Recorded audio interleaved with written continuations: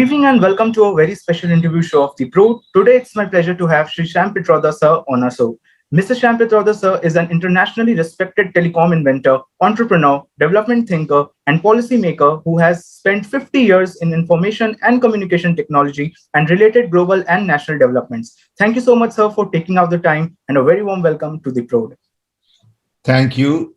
Thank you for the opportunity. So Shri Sam Petroda sir is here with us to discuss his latest book, Redesigning the World, a global call to action. It is a book that talks about redesigning the world on the foundations of sustainability, inclusion, equality, equity, and justice so that everyone on earth can enjoy peace and prosperity. The link of the book is attached in the description box below, so don't forget to check it out. So, sir, I would like to start by asking that do you think that in this bipolar world, it is possible to think about redesigning the world without looking at it from the point of liberal or conservative, left or right? I think so. I think we have come to a point where we need to dream and dream big. And I'm basically coming from the viewpoint of hyperconnectivity. For the first time in the human history, we are all connected. What does this connectivity really mean? Can we go on using this connectivity to do the same things that we have been doing in the past with focus on geopolitical equation, bipolar world, conflicts, trade, economy, our ideas of democracy, authoritarian government, liberal, conservative, or we go beyond all that narrative and really look at hyperconnectivity to redesign the world, to take humanity to the next level. And that is the idea in the book. It's not about our understanding of all these different ideas today. It is more about focusing on two fundamental issues, planet and people. How do we really improve our planet using hyperconnectivity, which include climate control, pollution, water, forest, animals, rivers, ocean, and then simultaneously look at how do we improve the quality of life for everybody. Today, we live in a world which is basically unequal. There is huge divide between haves and have-nots. Very few people are very rich, and lots of people don't have anything. Even in democracy, we have divided people as opposed to connecting people. So the technology is about connecting, while the mindset is about dividing. So we need to build inclusive world where each and every human being is treated with respect, dignity, and not with division. Today, we tend to divide people based on race, religion, color, caste. It really doesn't make sense in a hyper-connected world, because sometimes you may not even get to see your colleague, and you could be working with him or her on the internet for 10 years. What does it really mean to divide people? On the other end of the screen, when you are working with your colleague, could be a black person, could be a white person, could be female, or could be Dalit. Does it really matter? And I think the idea is to really be very creative, be very bold, and dream of a world which is possible with hyperconnectivity, and not worry about all of the hang-ups of the past. Yeah. Okay, sir. So what are your, so you talked about sustainability in your book a lot. So, sir, where do you see this world as of now in terms of sustainable development? Do you believe that the SDGs set up by the United Nations are being followed properly by the major economies of the world? I think we really need to understand the fact that the world was last designed after World War II, just about the time I was born. I was born in 1942. So that design was led by US with handful of countries to put new order in place after World War. That design gave birth to UN, World Bank, IMF, NATO, WTO, WHO, and many other institutions.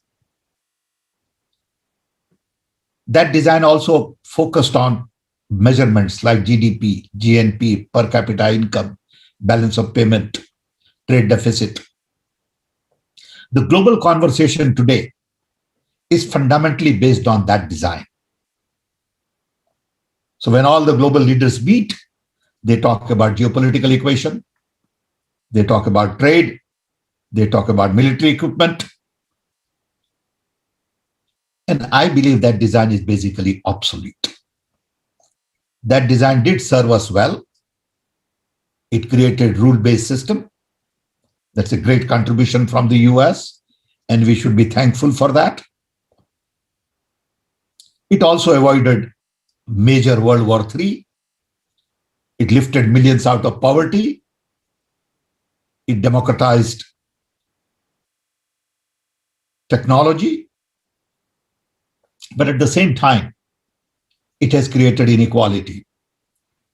It has not solved the problems of poverty, hunger, environmental blunders.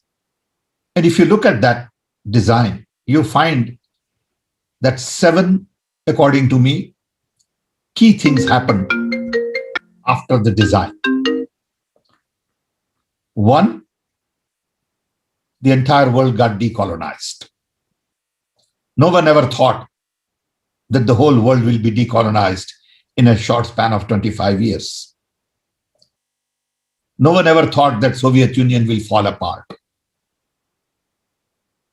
No one ever thought that the China will be able to rise the way China has come up in the last 30 years. Then technology got democratized. I always give this example that when I came to US in 1964, I had never used telephone in my life. I had never seen a television because technology was focused only for the rich and few in Western world. Now technology has been democratized. All 8 billion people in the world are basically connected. This technology democratization has also created inequality. And finally, 9/11 changed American mindset, and COVID-19 put entire world to halt. COVID-19 to me tells me that nothing in this world can be isolated. Everything is interconnected, interrelated, interwoven, interdependent. So it is wrong to assume that you can isolate a piece and say it is for me. And that ties into your idea of sustainability that we'll talk in a minute. Yeah. Okay, sir. COVID-19 also tells us that we need to rethink about global design.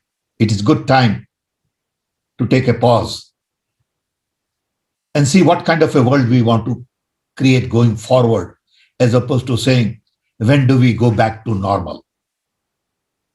It is not about going back to what it was.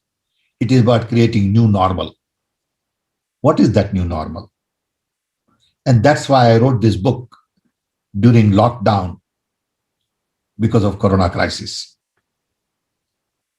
I was at home for 18 months. I had to do something productive. And I felt this was the opportunity for me to put all my thoughts together look at my own journey, and look at in my own little way where we are in the world. Not that I'm an expert, I'm not a professor, I'm not a sort of, economist, but I've gone through a very interesting life in the last 80 years. I've been both sides of the world. I've been in India, I've been in US. I've seen the real democracy, the real journey of technology. I worked with vacuum tubes. Transistor was born after I was born. And I have seen 4-bit microprocessor, 8-bit microprocessor, evolution of all the software languages and all. So this journey has given me unique perspective. It's very simple way of looking at things.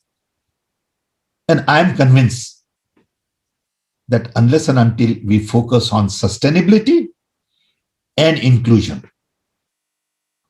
we cannot take human civilization to the next level. Sustainability in terms of our planet, inclusion in terms of people. These are the two key drivers. How do you create sustainable systems? A lot of work has been done. We have huge amount of expertise globally, but these people are not given a chance. They don't get the right kind of hearing. Our political bosses don't pay attention to execution. They give a lot of lip service. We have been talking about global warming for 25 years. What have we really done? Not much. So I think sustainability is a necessity. It is not something fancy idea. Gandhiji talked about sustainable development in many different ways, almost 100 years ago. Yeah. Gandhiji talked about inclusion in a very powerful way. Every one of his actions represented inclusive society, whether it was in terms of Hindu, Muslim, or Harijans. And I think we have forgotten all that, and we have created a world which is predominantly for privileged people. And until that changes, we cannot take humanity to the next level. And that's what this book is about. So what are your views on corporate sustainability, and how is it important in the current scenario? Because there have been a lot of talk on corporates turning into following sustainable models and all. Sustainability means different things to different people. Okay. To me, sustainability has to be the core concept of everything we do. So first, we have to realize that there is some limit to growth. When you look at the amount of mineral and raw material we take from Earth every year, whether it is in the form of iron ore, lithium, copper, magnesium, whatever, we take 3 billion tons of material from Earth every year. 3 billion. How long we can go on doing this? Do we really need that much steel? Earth cannot ultimately support taking 3 billion tons every year of rich soil from Earth. It will have impact on our environment in some way. Maybe 50 years, maybe 100 years. So we must think of circular economy. We must think of conservation and not consumption. See, today, everything is based on the model of consumption, growth. Keep growing, keep consuming. That model has to change. We need to focus on conservation. We need to focus on regenerative economy. Many times I worry when I look at my tomato on my dining room table. I know that that tomato has traveled 1400 miles before getting to my table. Does it really make sense? Why can't I eat local tomato? In the process of globalizing everything, we are killing local capabilities, resources, talent, soil, genetic pool, and environment. Nature has given us this unique diversity. Desert is unique, rainforests are unique, climate creates certain amount of original genetic pool. All of that has to be preserved. Because of our over focus on growth, we are killing plants, birds, bees, fish. Look at the ocean we have with mountain of plastic as big as state of Alaska. How did we get there? Because we started promoting bottled water. Bottled water idea is very new comparatively. By bottling water, what we have said is the water problem for the rich has been solved. For poor, water problem still remains.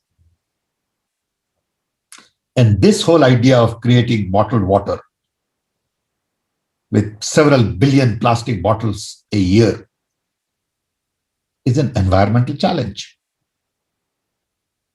I also give another example where in India, whenever you go to visit somebody, they give you a glass full of water. Hardly anybody drinks it. Nobody says, do you want water? And if you want, I'll give you this much. And not whole glass. Can you imagine every day billions of glasses of water being wasted, drinking water in a country like India? Is it really necessary? What is the impact of that on environment? I think these are the kind of questions we have never asked before.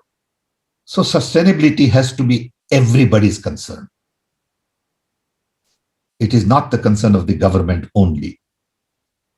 It is not about forest. It is about water, birds, bees, clothing we wear. It's about travel we take, for granted. It's about everything. And we haven't really paid enough attention to sustainable ideas. A lot of oil companies talk about sustainability. There are all kinds of global conferences on sustainability. But the same group of people have 5 cars, 50 suits. Some people have 50 pairs of shoes. Do you really need that? Is that going to help sustainable world? So I think we need to really go down to simplicity. Because to me, simplicity and sustainability go hand in hand. We need simpler standard of living. Of course, there'll be difference in standard of living. I understand that. But we don't need 50,000 square feet home for 3 people because they can afford to have it. Knowing that others don't have anything. How can you enjoy that? Of course, you have a right to do whatever you want to do. But you got to decide what is that you want to do. Of course, you can afford to go buy, 50 cars. But you got to be conscious saying, is that really necessary? And that's where sustainability comes in. So what, according to you, are some of the future challenges that the world will have to go through in terms of the environment and healthcare? And how can we work towards overcoming those future challenges as you talk about environment degradation and all? So let's go back to the design that I talked about earlier. The design that was created during World War II, which gave birth to UN and all that, was based on 5 fundamental ideas: democracy, human rights, capitalism, consumption, and military. Then world was divided into Soviet Union camp and American camp. It was a bipolar world. Soviet Union had exactly opposite ideas to the US. Democracy was more like authoritarian government in Soviet Union. Human rights were not much valued. Capitalism was controlled. As opposed to capitalism, there was a control of the state. Consumption was not encouraged, but the military was a common thread.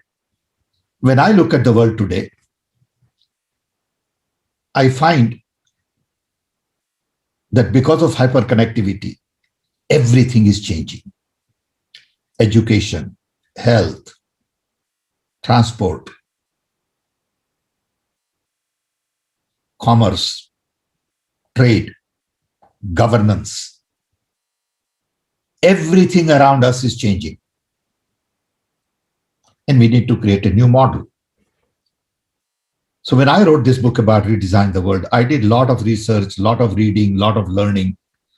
And in my own way, I felt that we need to take next step, which is based on what we have accomplished. Not reject everything we have done. We have done a lot of good stuff too. So how do we take democracy to next level so that we create inclusive democracy? Today, all democracies are not inclusive. India is not inclusive. US is not inclusive. Whether it is Black Lives Matters or Dalits and minorities in India, we need to create inclusive democracy. But for that, we need to strengthen democracy. We need to build our institutions. We need to provide freedom and autonomy. We need to have justice. We need to allow civil society to flourish. And we need scientific temper. If we build right democracy, then we can build inclusive society. Second, human rights are not good enough. We need to create focus on human needs. Today, we live in an economy of surplus and not economy of scarcity. We can produce anything. We need to decide what is that we want to produce. Unfortunately, we wind up producing for people who can afford to buy and not for people who need it. So we need to create systems where poor people have purchasing power in their hand to be able to buy things.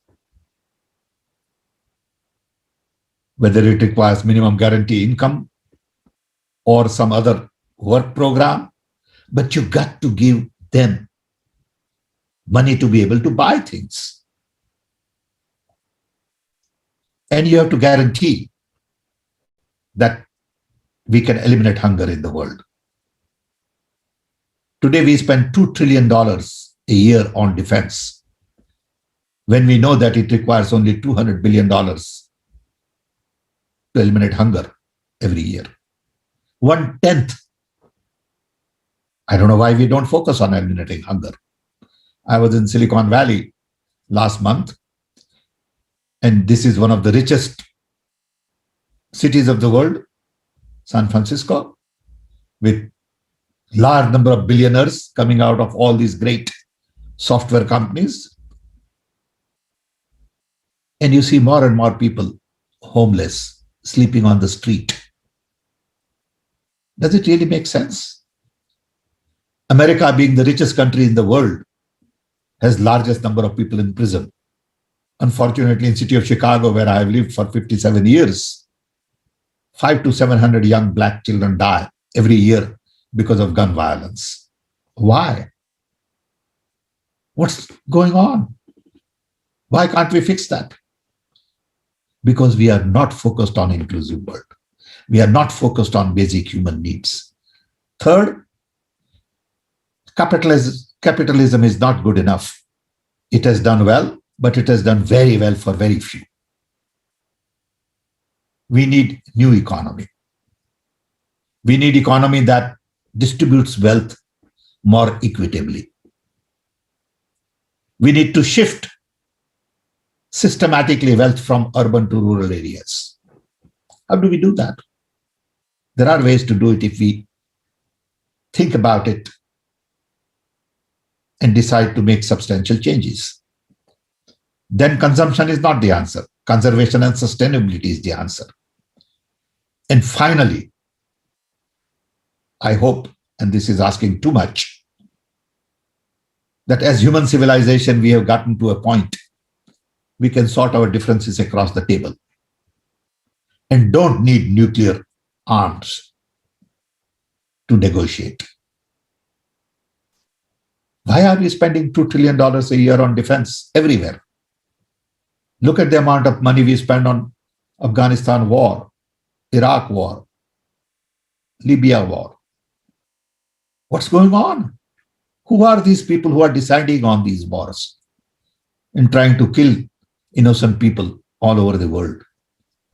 Can we all stand up and say, hey, enough is enough? We will not allow military buildup. But people go on building military infrastructure, whether it is China, US, Russia, India, you name it. Somebody will have to say, it is time to focus on non-violence. There is too much violence in this world unnecessarily. And violence begins at home. There is violence against women, against children, against minorities, against poor, and it goes on and on and on. If we build equipment to kill, we will kill. During Corona crisis, not a single world leader has said that I will reduce my budget by 10% for next 5 years to improve my health infrastructure. I will spend more money on saving people than on killing people. People don't do that. And these are world leaders. Can you believe that? And we all follow them and we all worship them. It is time for somebody to stand up and say, hey, enough is enough. And it is not about against anybody. It is not about criticizing America or criticizing China or criticizing India or criticizing Europe. No.